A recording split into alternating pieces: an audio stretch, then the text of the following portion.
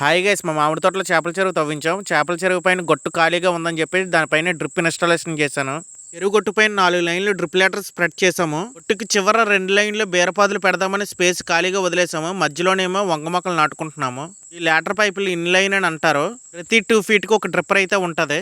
ఆ డ్రిప్పర్ నుంచి గంటకి 4 లీటర్లు అయితే వాటర్ వస్తుంది. ఎక్కడైతే వాటర్ వస్తుందో అక్కడ కర్రతోటి చిన్న గుంతలు చేసుకొని ఈ విధంగా వంగ మొక్కలు అయితే నాటుకుంటున్నాము.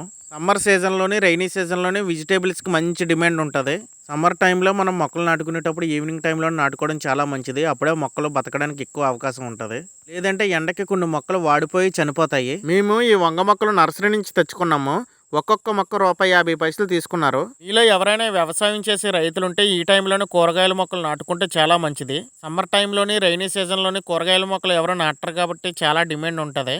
ఇప్పుడు చూస్తున్నారు కదా, 4 లైన్లు అయితే డ్రిప్ లేటర్లు ఈ విధంగా పరుచుకొని మధ్యలో 2 లైన్లు కూరగాయ మొక్కలు నాటుకున్నాం. చివరి 2 లైన్లు బీరకాయ విత్తనాలు విత్తుకుంటాము. బీర విత్తనాలు విత్తుకున్న తర్వాత దీనికి పందిరి వేయాలి. ఆ వీడియో మీకు నచ్చినట్లయితే please like and share, subscribe చేసి నా ఛానల్ సపోర్ట్ చేయండి.